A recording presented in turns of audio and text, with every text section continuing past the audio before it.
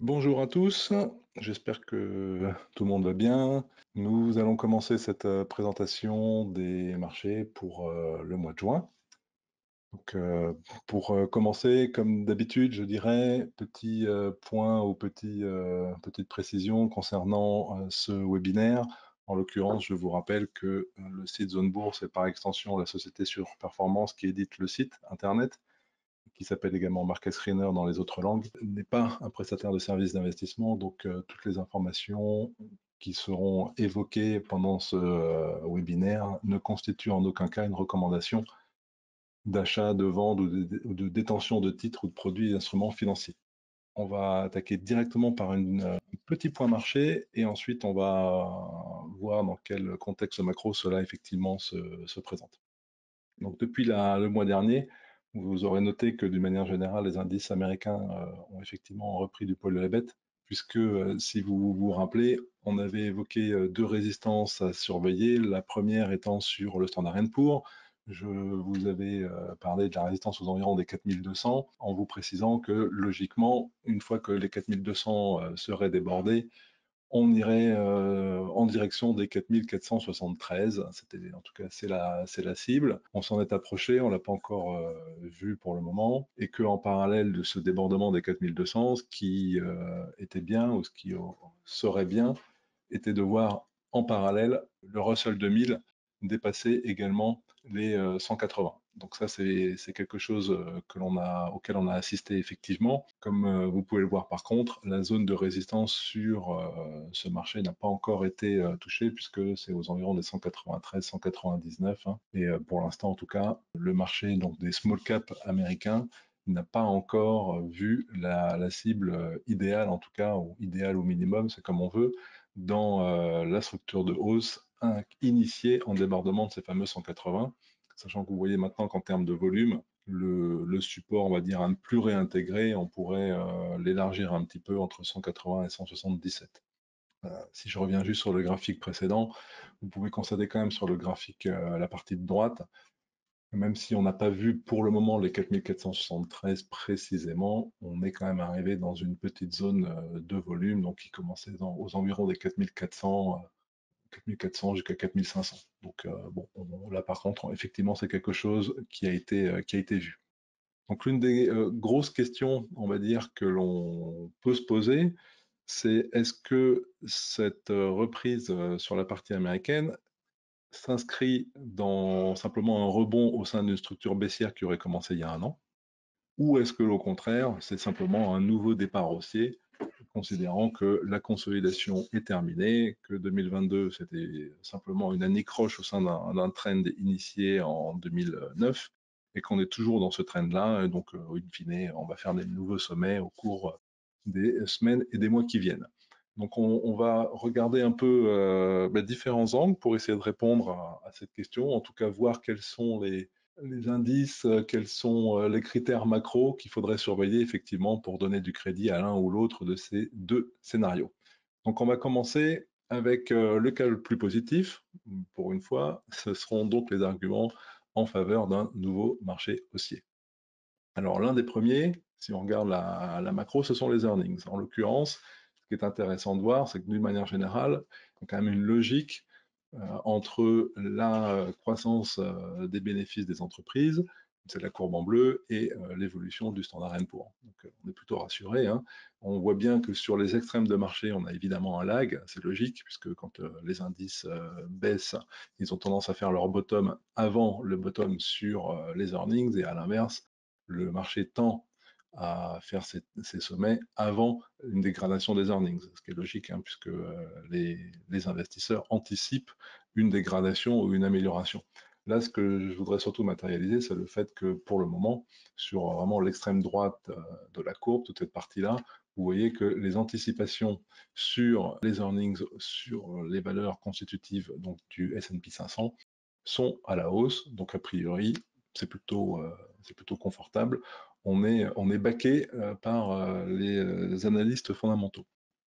Est-ce que sur la partie européenne, c'est différent? Eh bien non, c'est le côté rassurant, c'est que ça n'est pas valable que sur les USA, c'est également valable chez nous.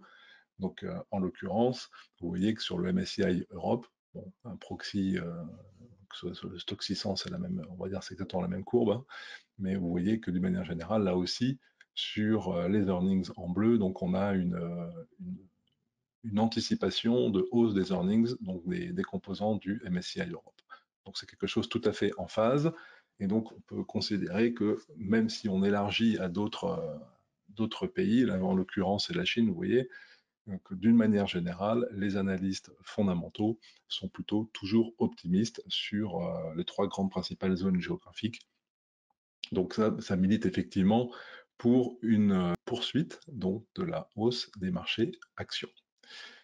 L'autre élément que je voulais vous montrer, c'est un indicateur qui s'appelle l'Economic Surprise, qui est publié par Bloomberg. Donc, en fait, c'est un composite hein, qui prend plusieurs données macro, donc des données économiques, comme son nom l'indique.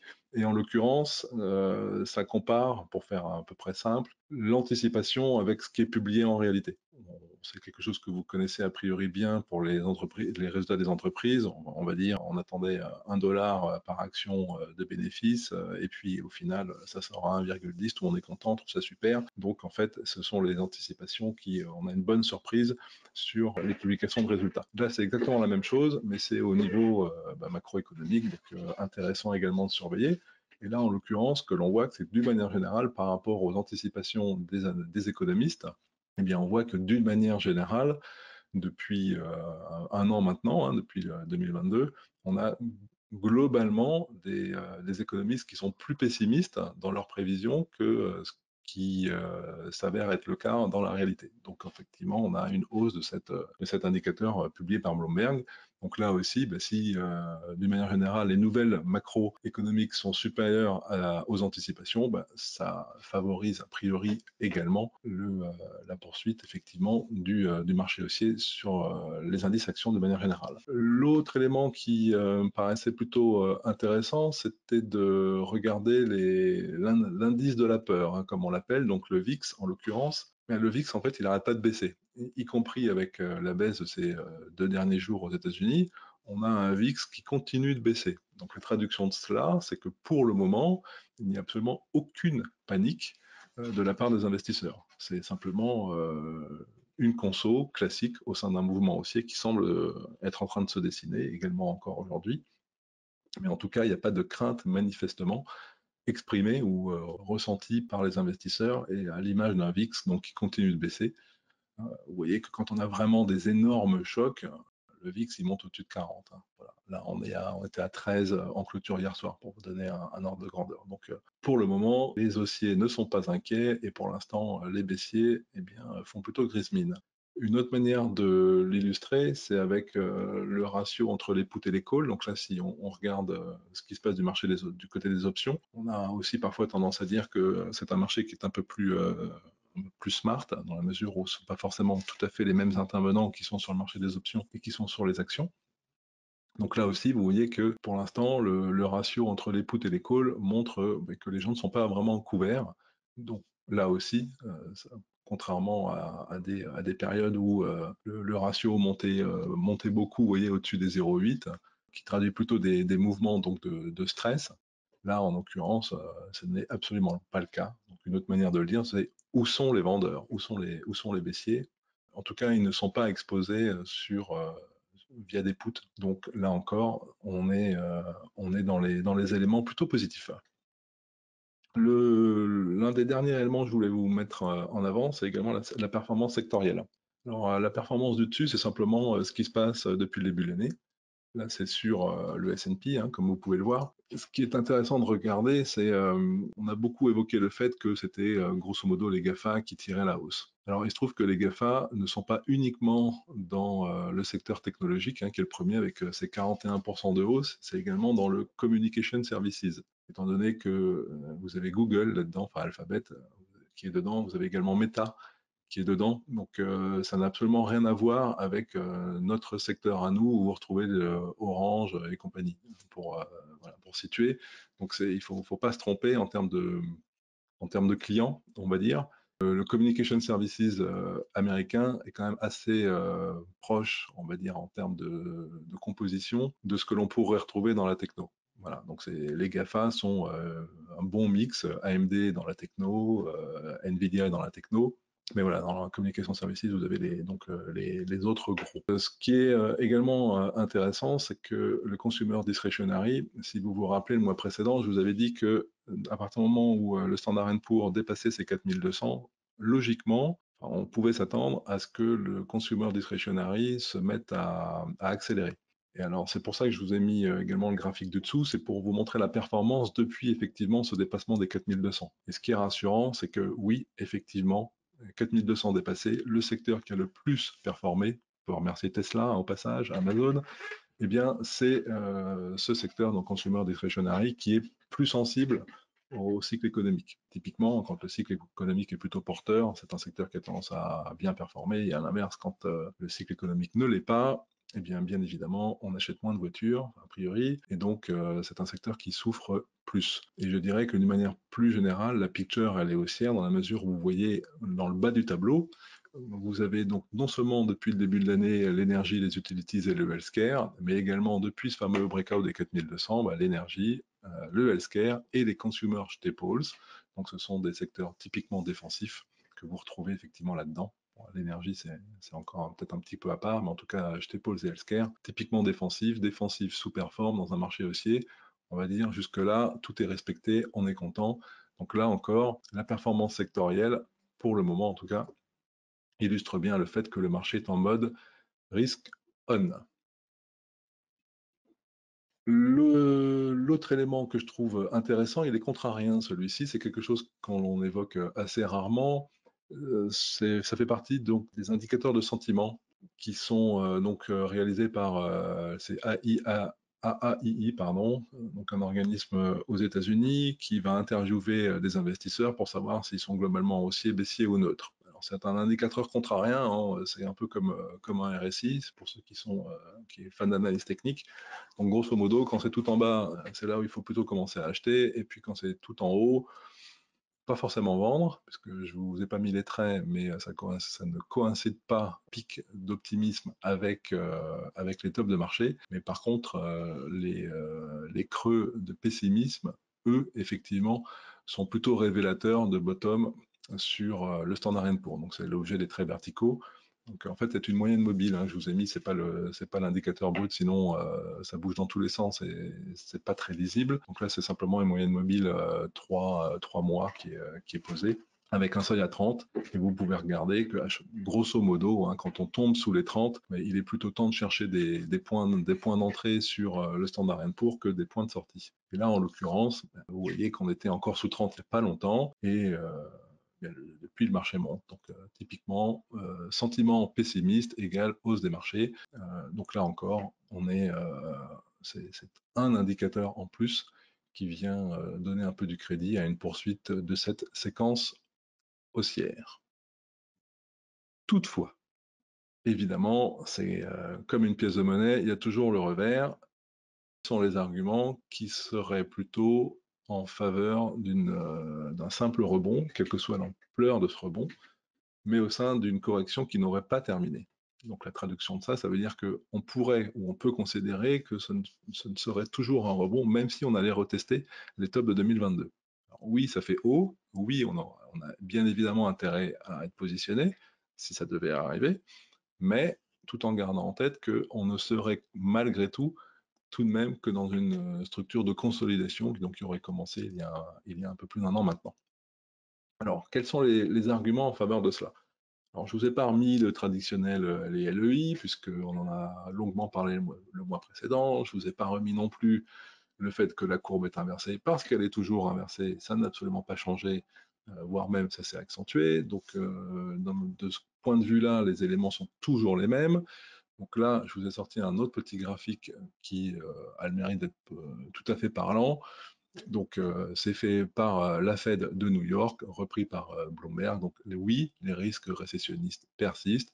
Oui, la probabilité d'une récession au cours des 12 prochains mois n'a jamais été aussi élevée que depuis les années 80. Donc, bon, bien ma foi, un investisseur prévenu en balle en deux, paraît-il. Je trouve que ça illustre toujours ce propos que l'on tient depuis des mois. Les risques récessionnistes sont présents, mais pour l'instant ne se traduisent pas. Et on avait vu l'un des éléments d'explication qui était lié au bas de laine généré lors de la période Covid. Donc, bon, ça c'est un élément sur lequel je ne reviendrai pas ce mois-ci. L'autre chose qui est intéressant et qui est en phase à mettre avec les taux, vous avez pu voir qu'effectivement la Fed avait laissé son taux inchangé là, ce mois-ci, et que Jérôme Powell, dans son discours, a quand même bien martelé, encore une fois hier, que le job n'était pas fait, que l'inflation n'était pas complètement maîtrisée, et donc qu'il fallait certainement s'attendre à encore d'autres hausses de taux. Or, ce que montre le graphique, c'est que les principaux démarrages haussiers en tendance, hein, là on est vraiment, vous voyez, depuis les années 70, donc on remonte quand même assez loin, se sont tous faits dans une période de baisse de taux, jamais dans une période de hausse de taux. Alors que là, on est encore, a priori, si on fait confiance au chairman, eh bien, on est toujours dans cette phase de tightening. Donc, ça paraît quand même assez compliqué sur cette simple base-là de dire, ben oui, on a vu des bottoms majeurs en 2022 et on repart comme en 40 avec des nouveaux sommets à attendre. Voilà, en tout cas, la picture donnée par les taux d'intérêt en parallèle de ce que l'on voit sur les indices ne milite pas pour ce scénario. Le deuxième point, puisque on est dans le même type d'exemple, c'est que les points bas de marché sont en général atteints pendant la récession, pendant la récession officielle, en l'occurrence. Alors ça se comprend dans la mesure où je vous disais au préalable, c'est comme les révisions des earnings par les analystes fondamentaux. Ils ont toujours un temps de retard. C'est assez logique et compréhensible. Donc, quand on est en pleine récession, les analystes fondamentaux ont tendance à continuer de dégrader les perspectives. Sauf que la bourse anticipe le fait qu'à un moment ou un autre, quand même, on va arrêter les âneries, que les baisses de taux vont se traduire donc, par un afflux de liquidités dans les bonds et ensuite, à un moment ou un autre, ça va perler sur les marchés actions. Donc, il est temps de chercher des points bas. Donc, c'est ce qui fait que lorsque les pays sont réellement en récession, en pleine récession, on va dire, eh bien, c'est à ce moment-là où formidable, en général, on est sur un point bas de marché. Une fois qu'on a dit ça, eh bien, on comprend que on l'attend toujours, cette récession, donc non, on n'y est pas, donc a priori, eh bien, logiquement, on n'est pas sur des points bas de marché puisqu'on n'est pas en récession. Deuxième argument, on va dire, qui militerait, si récession il y a, parce que bon, on n'est pas complètement à l'abri d'une bonne surprise, mais en tout cas, dans une logique récessionniste, eh bien, on attend la récession pour pouvoir se positionner massivement sur le marché des actions. Ce qui supposerait d'abord qu'il baisse et qu'ensuite seulement la Fed commence à baisser ses taux et que, in fine, les marchés fassent un point bas et qu'on puisse en profiter. Donc on n'est pas pour le moment dans ce cadre-là. Enfin, un autre élément intéressant, c'est de regarder un peu les rendements entre justement le marché des actions et le marché des obligations. Donc, alors oui, pendant très longtemps, les obligations ne rapportaient en gros rien, pas grand-chose, avec des taux à zéro à travers la planète. Donc, c'est sûr que pour gagner de l'argent sur les obligations, c'était quand même pas évident. En tout cas, il n'y a pas de rendement. Sauf que depuis, on a eu des hausses de taux de manière substantielle qui se sont traduites par des obligations qui sont devenues nettement plus intéressantes. Et en l'occurrence, à risque égal, eh bien, on a des marchés obligataires qui ont des rendements identiques, en tout cas au marché des actions. Donc, compliqué, en tout cas, de se dire quelle est la prime de risque aujourd'hui en faveur du marché des actions par rapport aux obligations. Eh bien, la réponse est il n'y en a pas. Donc, s'il n'y en a pas de prime de risque, donc quel intérêt de se positionner sur un marché plus risqué quand on peut gentiment s'asseoir sur ses obligations et attendre que le temps passe et récupérer les coupons de manière annuelle. Donc effectivement, les actions aujourd'hui sont comparativement chères vis-à-vis des taux d'intérêt, alors que historiquement, c'est au contraire quand les actions étaient très peu chères comparativement aux taux qu'on a eu des bottoms de marché. Donc c'est un autre élément qui tendrait à militer plutôt pour le fait qu'aujourd'hui, la phase de rebond que l'on connaît depuis grosso modo octobre de l'année dernière ne serait qu'un rebond au sein d'une structure complexe ou baissière plus générale. De la même manière, si on regarde les PE, vous voyez que là aussi, on est sur des niveaux de valorisation qui ne sont pas compatibles avec des marchés haussiers de manière très marquée, en tout cas avec des points bas de marché très marqués. Vous voyez que de manière générale, ça fait partie des indicateurs qu'aime beaucoup Warren Buffett pour justement essayer de jauger de la cherté, on va dire, du marché des actions dans son ensemble. Et là, en l'occurrence, quand on est à ces niveaux-là, on ne peut pas vraiment dire qu'on soit sur des niveaux extrêmement attractifs. Sachant que la moyenne historique sur un peu plus de 100 ans, c'est aux environs des 15 sur le Dow Jones. Donc, bon, pour l'instant, on en est assez loin. Donc, des PE toujours élevés, là aussi, donc ça me militerait pour le fait que les marchés ne soient que dans des phases de rebond intermédiaire. Justement, quand on continue sur l'anticipation sur les taux, enfin, encore hier, l'un des éléments le plus marquant, je dirais, du discours de la Fed, ça a été de préciser que, un, il ne s'attendait effectivement pas à avoir terminé le cycle de hausse des taux, deux, que le taux terminal, donc c'est le niveau à partir duquel on considère que ça y est, maintenant on arrête, on a fait le travail et puis on va commencer à rebaisser les taux. Ce taux terminal n'a pas été atteint et en l'occurrence, on est à 5% et vous voyez que les anticipations des différents membres de la Fed, on est entre 5,5 et 6. Donc on a encore, a priori en tout cas, on a encore de la place effectivement pour plusieurs hausses de taux au cours des prochaines réunions effectivement de la Fed. Et avec le corollaire, c'est pas de baisse attendue en tout cas avant l'année prochaine. Et là aussi, c'est quelque chose qui semble commencer effectivement à être pris en compte par les investisseurs, dans la mesure où vous voyez que juste avant la réunion de la Fed, tout le monde était plutôt à dire que, allez, au pire, en juillet, il y aurait une dernière hausse de taux, et puis que dans la foulée, passé l'été, voilà, on allait attaquer la baisse.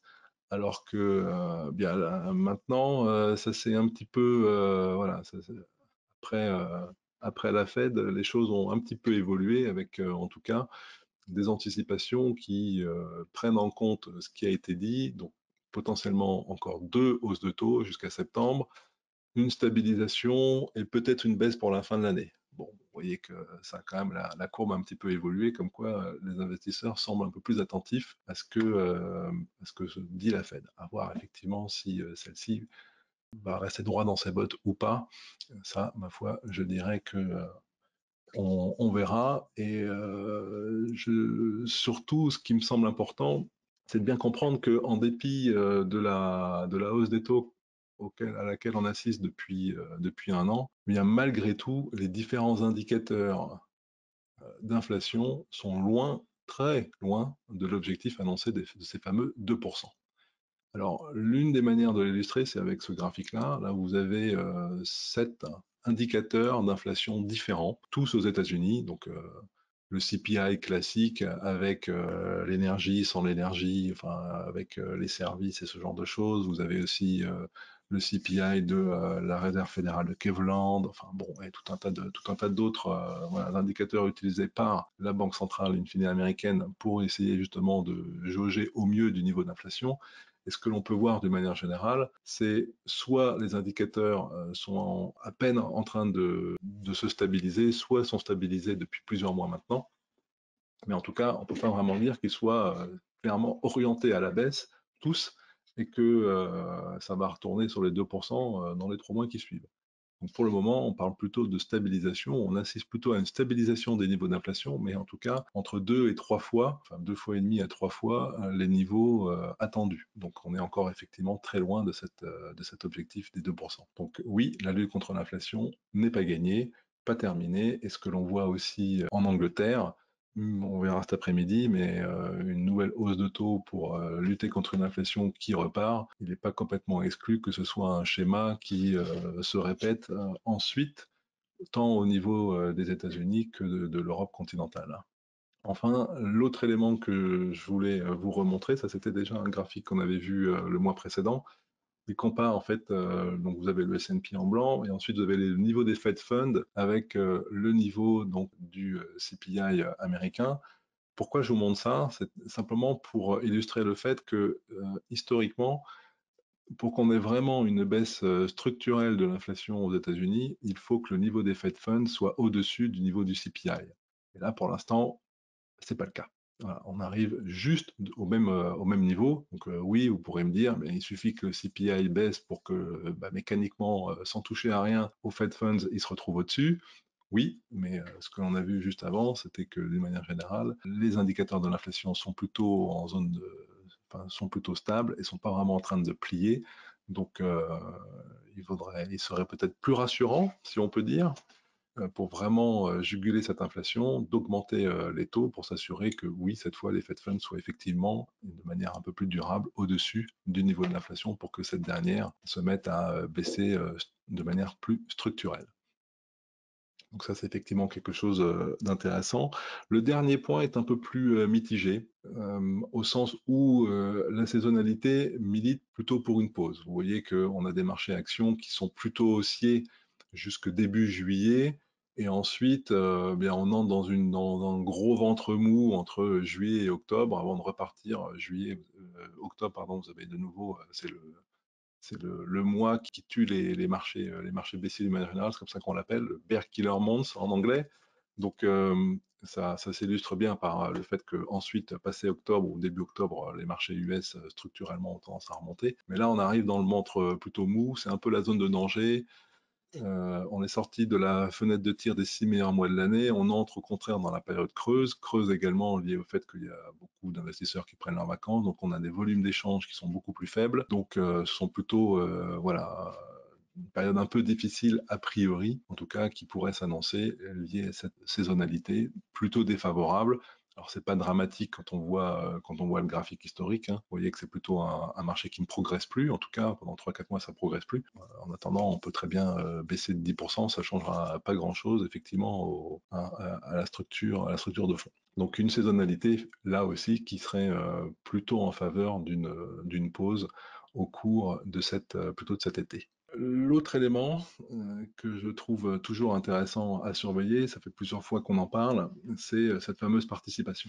Alors, si vous vous rappelez le mois précédent, je vous disais que les niveaux de participation étaient vraiment sur des points clés, dans la mesure où on était en gros sur les points bas, hein. On était par là d'un côté, on était par ici de l'autre, on était très proche de là également. Donc oui, la participation s'est améliorée, mais non, elle n'a pas encore vraiment dépassé de sommets importants. Vous voyez que sur les quatre indicateurs utilisés pour cette participation, il y en a un seul qui a eu la gentillesse d'essayer de dépasser vraiment, mais les autres sont restés en dessous des sommets du mois d'avril. Donc pour le moment, on ne peut pas encore considérer que le marché a exprimé toute sa puissance et que, en l'occurrence, la majorité vraiment des titres participent à la hausse. En l'occurrence, c'est un peu ce que l'on voyait sur le tout premier graphe. Si vous vous rappelez, je vous montrais le graphique des small caps qui n'avait pas encore atteint son objectif alors que le Standard & Poor's l'avait atteint. Donc la traduction aussi, c'était que le marché reste encore faible. La composante qui reste faible est celle des small caps, et ça, c'est vrai que ce n'est pas très compatible,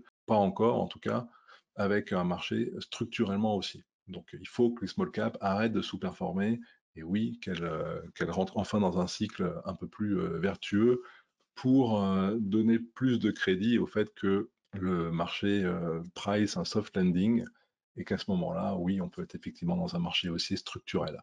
Pour l'instant, le vent milite encore plutôt pour la prudence. Traduction de la prudence, ça veut dire que oui, le marché monte, oui, il vaut m'être exposé, mais pour ceux qui aiment bien le technique, oui, ça vaut le coup d'avoir des stops certainement un peu plus serrés que lorsqu'on est simplement dans un marché structurellement haussier, où on peut se laisser un peu plus de battements, laisser le marché respirer. Là, c'est voilà, tant que le doute est encore permis et autorisé, la prudence et la défense paraissent la meilleure des attaques. Si on regarde un peu maintenant quelques marchés individuels et voir ce qui se passe par rapport aux fois précédentes, le dollar donc aux États-Unis n'a pas eu la gentillesse d'aller chercher la zone des 105,80, ce qui aurait été tout à fait sympathique dans la mesure où on aurait vraiment complété une structure de consolidation à plat. Là, vous voyez que ça s'est arrêté un peu plus tôt, et en l'occurrence, on surveille toujours le fait de casser par le bas, de sortir par le bas, donc une baisse du dollar en tendance. Ça, c'est toujours l'une des idées des idées de fond que l'on a. Et en l'occurrence, vous voyez que sur le graphique du dessus que le dollar par rapport au Standard & Poor's a cassé lui aussi un support qui était intéressant, qui tend plutôt à anticiper la rupture par le bas, donc de cette zone de congestion dans laquelle le dollar index se trouve depuis maintenant le mois de février. Donc c'est un élément anticipatoire. On va voir si effectivement ça se concrétise ou pas. Et donc gardez en tête que d'une manière générale, la structure sur le dollar américain est toujours fragile. En l'occurrence, le corollaire, donc, c'est avoir un euro qui monte. Moi, ce que je trouvais intéressant à communiquer par rapport à cela, c'est voir aussi ce qui se passe avec la Grande-Bretagne. Parce que je vous disais tout à l'heure qu'on va avoir la réponse cet après-midi sur la décision de la BOE. En l'occurrence, la devise, elle, peut être annonciateur de ce qui va se passer pour l'euro. Vous voyez que les courbes sont quand même assez proches, à la différence que le sterling a déjà dépassé ses tops du mois d'avril-mai, alors que l'euro, pour l'instant, est encore en dessous. Donc, on va dire toute chose égale par ailleurs, j'aurais tendance à dire que le sterling pave un peu la voie à ce que pourrait faire l'euro par rapport au dollar au cours de cette prochaine semaine et prochains mois. Donc plutôt une poursuite effectivement de la hausse également de l'euro par rapport au dollar américain. Donc deux graphiques qui se superposent bien et qui illustrent à peu près la même dynamique. L'autre point sur lequel par contre c'est un peu plus mitigé, c'est sur l'or. Puisque ça c'est un marché qu'on a pas mal regardé. Vous voyez que par rapport au mois précédent, on avait matérialisé sur l'or en tant que tel, donc le graphique de gauche, une ligne ascendante qui joignait les points bas de novembre et de mars. Cette ligne elle a été cassée. On est un peu sur les extrêmes en termes de prix par les volumes, sur les 177,50. Par contre, toute la dynamique de hausse de l'or par rapport au Standard & Poor's a été cassée. Donc ça, c'est le graphique tout en haut. Ça illustre plutôt le fait que l'or est dans un cycle actuel de sous-performance par rapport au S&P. Alors, sous-performance ne veut pas forcément dire que l'or va baisser, mais en tout cas, pour l'instant, ce sont des choses qui se passent de manière concomitante. Et si vous vous rappelez, on avait aussi évoqué le fait que l'évolution du dollar était plus ou moins, était inversement corrélée effectivement à l'or. Donc, si on voit le dollar qui continue de baisser, en priori, l'or, il y a des chances que voilà, que ça suive le même chemin. L'espoir est du côté des miners, dans la mesure où là, en l'occurrence, on n'est pas très très loin, je dirais une zone de pivot où j'aime bien en fait les 29,50, 28,50. Alors c'est un peu moins large que je trouve la zone donnée par les volumes qui va jusqu'à 27,5. Je préférerais effectivement rester au-dessus des 28,5 pour me dire que on va tenir déjà en relatif. Donc les valeurs minières contre le Standard & Poor's. Vous voyez qu'on est très très proche de support clé.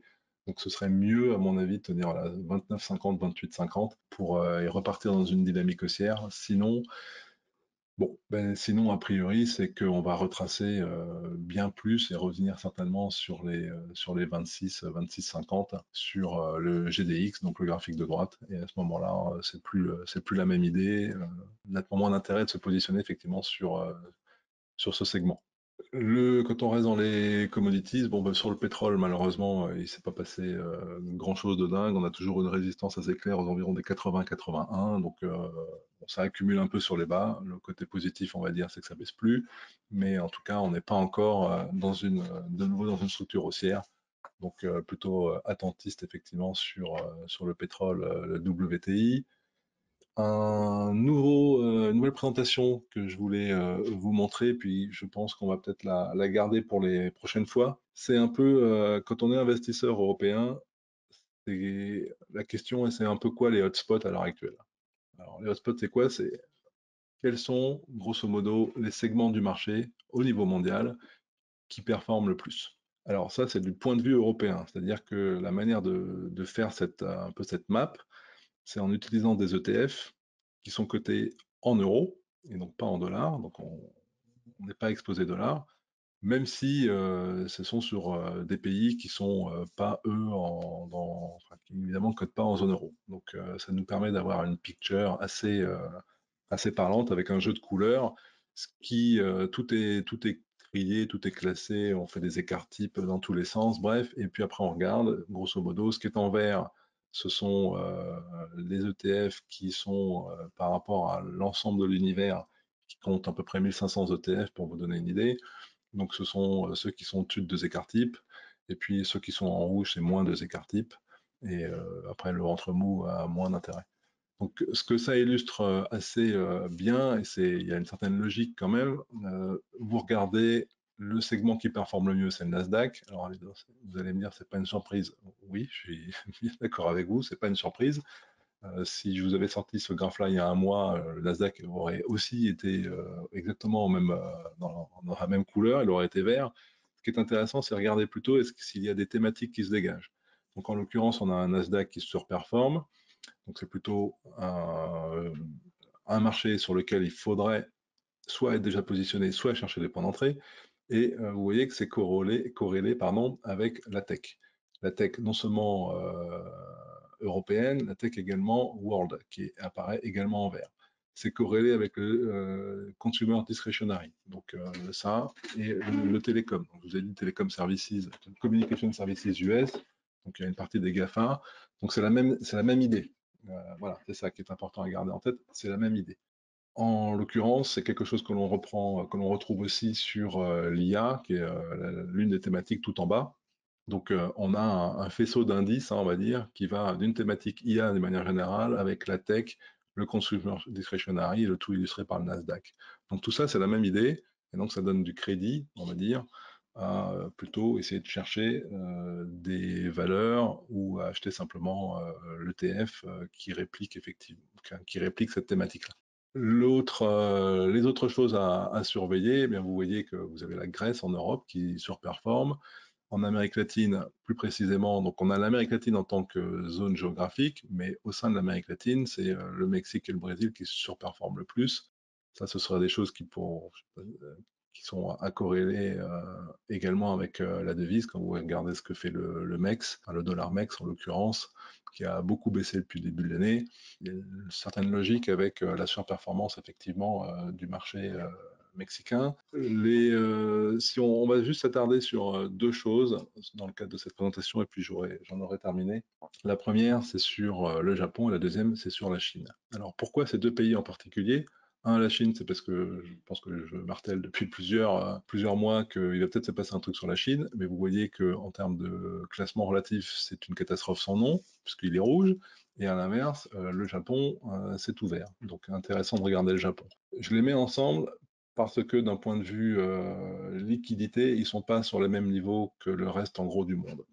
Vous savez que la Banque du Japon est toujours dans une optique de maintenir ses taux à des niveaux faibles. Donc ça se traduit par le fait que le yen baisse très fortement. L'autre corollaire, c'est que comme il y a beaucoup de liquidités sur le marché japonais, eh bien ça fait monter le marché, l'indice, soit le nickel, Topix, quel que soit celui que vous prenez, ça le fait monter. Donc il se retrouve effectivement dans les hauts de palmarès. La Chine a annoncé des baisses de taux sur différents taux directeurs qu'elle utilise, mais pour le moment, ça ne se traduit pas. Donc on va regarder un peu quels sont les points à surveiller pour voir si oui ou non ça veut bien se mettre à performer. Donc là, on va commencer par le Japon. Vous voyez que en fait, on est sur des plus hauts historiques, donc au moins ça mérite d'être assez simple. Et on avait si on doit schématiser, depuis 2021, on était sur un marché grosso modo plat. Alors les amplitudes sont importantes, mais vous voyez que ça n'a pas beaucoup bougé. On en est sorti effectivement par le haut d'une première congestion qui avait duré tout 2022 et début de cette année.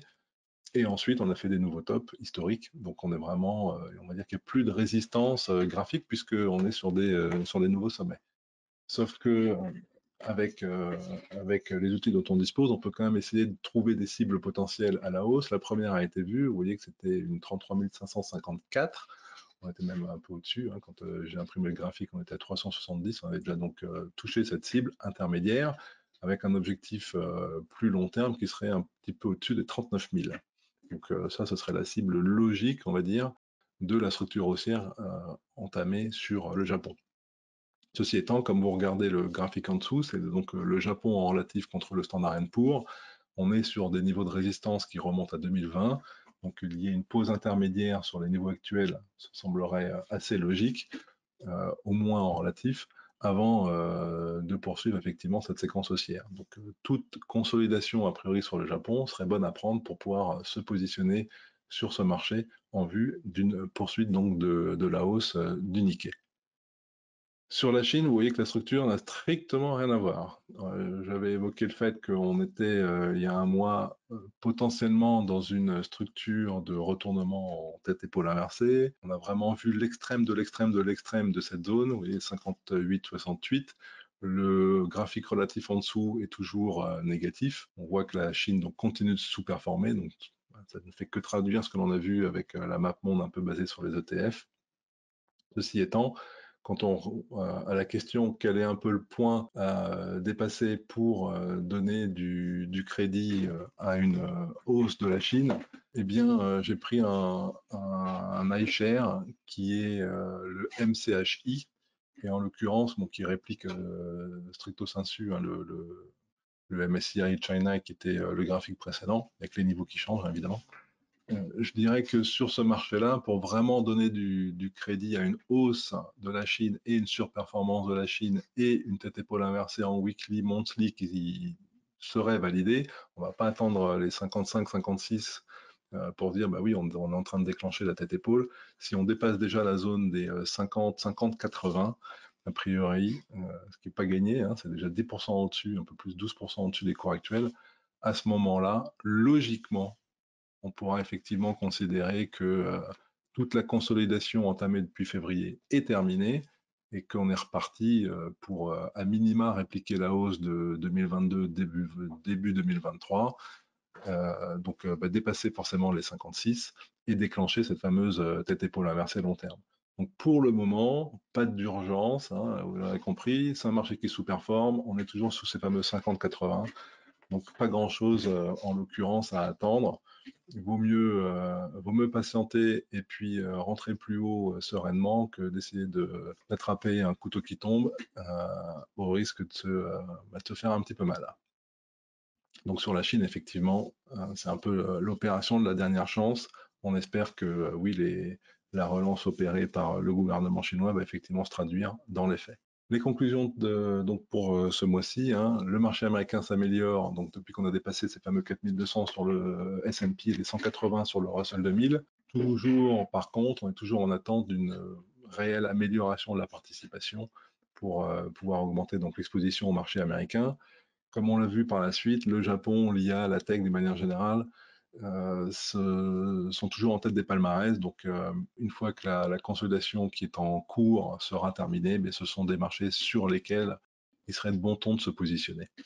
Enfin, la reprise sur la Chine à la faveur de nouveaux stimuli, c'est un point d'interrogation. Déjà le mois précédent, je vous avais dit que c'était certainement différé. On va dire, on attend des signes tangibles que ça se traduise effectivement sur le marché des actions chinois, parce que pour l'instant, ce n'est pas le cas. Donc, ça reste une thématique potentielle à surveiller d'un point de vue liquidité, mais qui, pour l'instant, ne se met pas en place. Et enfin, pour conclure, l'or donc est un petit peu en position délicate comme on l'avait vu, avec les gold miners qui eux par contre sont vraiment juste en gros sur des niveaux de support relatifs qui seraient de bon ton de ne pas casser. Sinon, comme je vous le disais, on va changer de dynamique. Donc l'or sera plutôt à laisser de côté pendant quelques mois. Voilà, on a fait le tour. J'espère que ceci vous a intéressé. Si vous avez des questions, bien surtout, comme d'habitude, n'hésitez pas à nous envoyer des messages directement, soit à webinaire@zonebourse.com, soit à Patrick Rogenier ou moi-même. Donc, on se fera évidemment un plaisir d'en prendre bonne note et puis d'essayer d'améliorer au fur et à mesure cette présentation mensuelle qui est maintenant terminée. Merci beaucoup et donc à dans un mois. Bonnes vacances pour ceux qui partent. Au revoir.